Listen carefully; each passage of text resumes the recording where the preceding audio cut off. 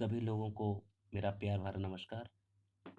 प्यारे बच्चों, आज हम लोग जो कक्षा 9 का बात नामक जो पाठ है उसका इसके पहले हम लोग व्याख्या पढ़ चुके हैं पाठ का। अब हम लोग सीधे अभ्यास के जो गद्यांश हैं और गद्यांश का जो प्रश्नोत्तर है इस पर चर्चा किया जाएगा। और इससे संबंधित जो प्रश्न है उसको मैं आपको बताऊंगा। आप आवश्यकता अनुसार कॉपी और कलम लेकर भी बैठ जाएं और जो ज़रूरत की चीज़ें हैं आप उसको नोट कर सकते हैं। तो इसमें आप देख रहे हैं कि जो विस्तृत उत्तरीय प्रश्न लिखा हुआ है उसमें जो पहला प्रश्न है कि निम्नलिखित गद्यांशों में रेखांकित अंशों की व्याख्या और तथ्यपरक प्रश्नों का उत्तर दीजिए। मतलब ये एक गद्यांश दिया हुआ है, इसके नीचे कुछ प्रश्नोत्तर है और कुछ रेखांकित अंश है, उसका व्याख्या करना है। तो आप यहाँ देख रहे हैं कि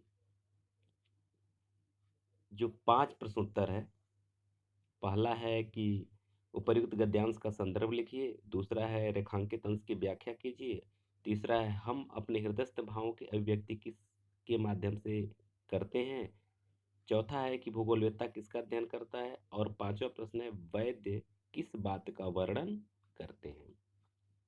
तो सबसे पहले मैं आपको बता देना चाहता हूँ कि इसके बाद जितने भी गद्यांश आपको मिलेंगे इन सभी गद्यांशों का जो पहला प्रश्न सेम रहेगा, वही रहेगा उपर्युक्त गद्यांश का संदर्भ लिखिए। यह हर एक गद्यांश का पहला प्रश्न यही रहेगा। तो इस प्रश्न को मैं बता दे रहा हूँ। हालांकि गद्यांश का शीर्षक कैसे लिखा जाता है आप कक्षा 6 से पढ़ते आए हैं, लेकिन फिर भी मैं आपको संगत करके बता देना चाहता हूँ। इसको लिखेंगे कि प्रस्तुत गद्यांश हमारे पठित पाठ्य पुस्तक हिंदी के गद्य भाग से बात नामक पाठ से लिया गया है। इसके लेखक प्रताप नारायण मिश्र जी हैं। ये आपका संदर्भ हो जाएगा। जो दूसरा प्रश्न है रेखांकित अंश की व्याख्या कीजिए। तो जो अंडरलाइन किया हुआ है आप इसको देखिए। अंडरलाइन किए हुए चीज़ की व्याख्या करनी है, उसी लाइन का केवल व्याख्या करना है, उससे ज़्यादा नहीं करना है। मैं आपको अंडरलाइन करके बता देना चाहता हूँ, ये हाईलाइट करके यहाँ देखिए, यहाँ तक जो दिया हुआ है, जो देखिए हरी पट्टी में जो दिया हुआ है कि यदि हम वैद्य होते तो कफ और पित्त के सहवर्ती बात की व्याख्या करते तथा भूगोलवेत्ता होते तो किसी देश के जलवात का वर्णन करते, किंतु दोनों ही विषयों में से हमें एक बात कहने का प्रयोजन नहीं, हम तो केवल उसी बात के ऊपर दो चार बात लिखते हैं। तो अगर आप व्याख्या सुने होंगे उस वाले वीडियो को अगर आप सुने होंगे तो मैं उसका विस्तृत व्याख्या किया था, लेकिन फिर भी यहाँ मैं बता देना चाहता हूँ। इसको व्याख्या लिखते समय लिखेंगे कि हिंदी के सुप्रसिद्ध लेखक प्रताप नारायण मिश्र जी कहते हैं कि अगर हम वैद्य होते तो अपने मरीज से कफ और पित्त के सहवर्ती बात की व्याख्या करते। यानी हम अपने मरीज से उसकी बीमारी के बारे में, उसके कफ और पित्त के बारे में चर्चा करके उसकी बीमारी का अनुमान लगाते। और अगर हम भूगोलवेत्ता होते तो किसी देश काल के जलवायु का वर्णन करते। लेकिन हम इन दोनों में से कोई नहीं है, न हम वैद्य हैं न भूगोलवेत्ता हैं, लेकिन इन दोनों विषयों में से जो बात निकल करके आती है, यानी वैद्य जो बात कहते हैं या बतलाते हैं, भूगोलवेत्ता जो बात बतलाते हैं, इन्हीं लोगों के बातों के ऊपर हम दो चार बात लिखते हैं। ये इसका व्याख्या हो जाएगा। ठीक है। अब इसके बाद से जो अगला प्रश्न है, तीसरा प्रश्न, हम अपने हृदयस्थ भावों की अभिव्यक्ति किसके माध्यम से करते हैं। तो इसका उत्तर हो जाएगा हम अपने हृदयस्थ भावों की अभिव्यक्ति बात के माध्यम से करते हैं। ठीक है। चौथा, जो प्रश्न है, भूगोलवेत्ता किसका अध्ययन करते हैं? तो इसका उत्तर हो जाएगा कि भूगोलवेत्ता किसी देश के जलवायु का अध्ययन करता है। पांचवा प्रश्न है, वैद्य किस बात का वर्णन करते हैं? तो इसका उत्तर हो जाएगा, वैद्य मरीज के कफ और पित्त की बात करते हैं। बस ये इसका उत्तर हो जाएगा। ठीक है, तो ये रहा पहले गद्यांश का प्रश्नोत्तर। अब हम लोग सीधे आते हैं जो ख ख में आप देख रहे हैं, यहाँ भी जो प्रश्न है, यहाँ देखिए पहला प्रश्न वही दिया हुआ है कि उपयुक्त गद्यांश के शीर्षक एवं लेखक का नाम लिखिए। तो जो मैं बताएं वही हो जाएगा। इसके पहले मैं बता चुका हूँ, आप इसको फिर से सुन लीजिएगा। और उसके बाद से जो दूसरा प्रश्न है, रेखांकित अंशों की व्याख्या कीजिए। तो रेखांकित अंश की व्याख्या यहाँ देखिए दो जगह दिया हुआ है। यहाँ देखिए मैं आपको अंडरलाइन करके बता देना चाहता हूँ। यहाँ से एक, यहाँ देखिए, जब परमात्मा तक बात का प्रभाव पहुंचा हुआ है तो हमारी कौन सी बात रही? और उसके बाद जो अगला है वो यहाँ से है, ये देखिए, यद्यपि बात का कोई रूप नहीं बतला सकता कि कैसी है, पर बुद्धि दौड़ाइए तो ईश्वर की भांति इसके भी अगणित रूप पाइएगा। बड़ी बात, छोटी बात, सीधी बात, खोटी बात, टेढ़ी बात, मीठी बात, कड़वी बात, भली बात, बुरी बात, सुहाती बात, लगती बात, इत्यादि सब बात ही तो है। इसका व्याख्या कैसे करेंगे कि मिश्र जी कहते हैं कि जब परमेश्वर तक बात का प्रभाव पहुंचा हुआ है, यानी वेद, पुराण, कुरान शरीफ या बाइबिल में ईश्वर की बातें ही लिखी हुई हैं, यानी उसके माध्यम से हम परमेश्वर तक पहुंचते हैं, यानी परमेश्वर तक पहुंचने का जो माध्यम है वह बात ही है। तो हम और आप एक दूसरे से किस माध्यम से पहुंच सकते हैं? यानी बात के ही माध्यम से पहुंच सकते हैं।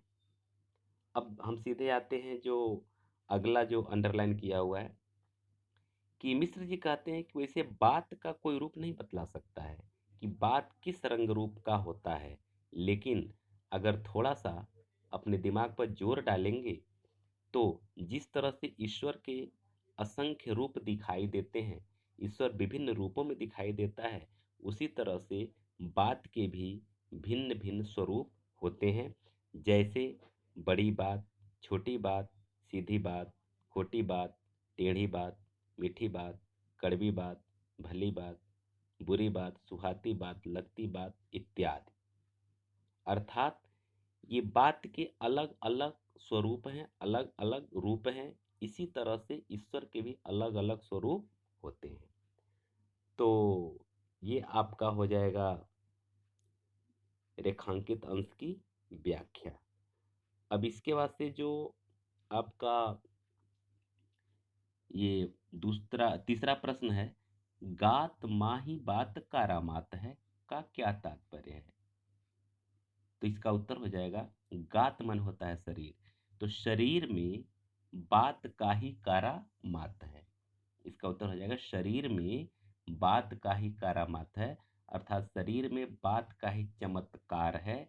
या फिर इस तरह से लिख सकते हैं कि शरीर में बात का ही विशेष स्थान है। इस तरह से तीनों में से आप किसी भी एक तरह से इसका उत्तर बना सकते हैं। फिर चौथा है कि कौन सी बात चित्त, मन और बुद्धि को अपूर्व दिशा की ओर ले जाती है? तो यहाँ आप इस पैराग्राफ में देखेंगे तो आपको स्वतः मिल जाएगा उसका उत्तर कि नाना प्रकार के शास्त्र, पुराण, इतिहास और काव्यकोश में लिखी बातें अम, चित्त, मन और बुद्धि को अपूर्व दिशा की ओर अग्रसर करती है। इसका उत्तर से फिर से सुन लीजिए, शास्त्र, पुराण, इतिहास, काव्यकोश में लिखी बातें चित्त, मन और बुद्धि को अपूर्व दिशा की ओर अग्रसर करती है। ठीक है। इसके बाद जो अगला प्रश्न है कि प्रश्न नंबर 5, यहाँ देखिए, बड़ी बात, छोटी बात एवं सीधी बात मुहावरे का क्या अभिप्राय है? तो देखिए, लिख लीजिए आप इसका उत्तर। बड़ी बात का मतलब महत्वपूर्ण बात, यानी विशेष बात, महत्वपूर्ण बात। छोटी बात माने तुच्छ बात, और सीधी बात माने सरल बात, सहज बात, इसका अर्थ हो जाएगा। ठीक है। अब फिर आइए अनुच्छेद ग पर। अनुच्छेद ग के नीचे जो प्रश्नोत्तर है, 5 प्रश्न है। देखिए, इसमें पहला प्रश्न वही है, गद्यांश के पाठ का लेखक लिखना है, यानी कि उसका एक तरह से संदर्भ लिखना है। इसके पहले संदर्भ लिखने का तरीका मैं बता चुका हूँ। दूसरा प्रश्न है, रेखांकित अंशों की व्याख्या कीजिए। तो देखिए, रेखांकित अंश, देखिए मैं आपको अंडरलाइन करके बता देना चाहता हूँ।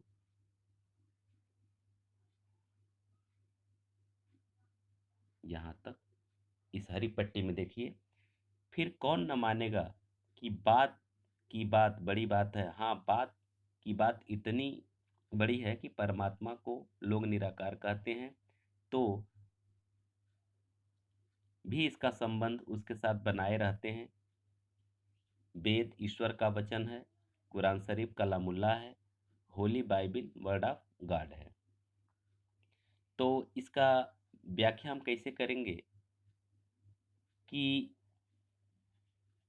बात का प्रभाव, बात का प्रभाव हर एक प्राणी से है, यहाँ तक कि ईश्वर से और हमारा संबंध भी बात के ही माध्यम से होता है।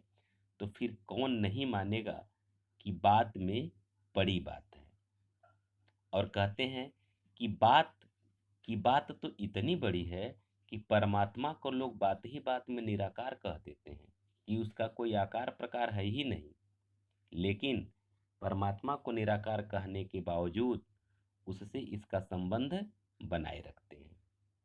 और परमात्मा तक पहुंचने का जो माध्यम है, उससे संबंध बनाने का जो माध्यम है, वह वेद है, कुरान शरीफ है और पवित्र बाइबिल है। यानी वेद में ईश्वर का ही वाणी है, ईश्वर का ही वचन है, ईश्वर की ही बात है। कुरान शरीफ में कलामुल्लाह यानी अल्लाह का कलाम है, यानी अल्लाह की वाणी है। और पवित्र बाइबिल भी जो है वर्ड ऑफ गॉड है, माने ईश्वर का वर्ड, यानी ईश्वर का शब्द है। तो इस तरह से आप इसका व्याख्या कर लेंगे। जो तीसरा प्रश्न है, निराकार परमात्मा का संबंध बात से कैसे होता है? तो इसका उत्तर हो जाएगा कि निराकार परमात्मा का संबंध वेद के माध्यम से, कुरान शरीफ के माध्यम से और बाइबिल के माध्यम से जोड़ा जाता है। ठीक है। आप इसको अपनी भाषा में इसका उत्तर लिख सकते हैं। चौथा है, मानव जाति समस्त जीवधारियों में क्यों शिरोमणि है? इसका उत्तर हो जाएगा, मानव जाति बात को समझने और बात को समझाने में माहिर होता है, निपुण होता है, इसलिए मानव जाति समस्त जीवधारियों में शिरोमणि है। जो पांचवा और अंतिम प्रश्न है, बिन बानी वक्ता वरजोगी का क्या अभिप्राय है? तो इसका उत्तर हो जाएगा, प्रत्यक्ष मुख के बिना बात से स्थिति स्पष्ट हो जाना, ये इसका अभिप्राय है। माने इस पंक्ति का अभिप्राय है, प्रत्यक्ष मुख के बिना बात से स्थिति का स्पष्ट हो जाना। तो इस तरह से ये आज क, ख और ग गद्यांश का प्रश्नोत्तर का अध्ययन हम लोग किए हैं। आज का पढ़ाई, आज का क्लास इतना ही रहेगा। इसके बाद फिर हम लोग अगला जो शेष अनुच्छेद है, इसका प्रश्न और उसका व्याख्या किया जाएगा। तब तक के लिए हम आपसे विदा लेते हैं। बहुत बहुत धन्यवाद।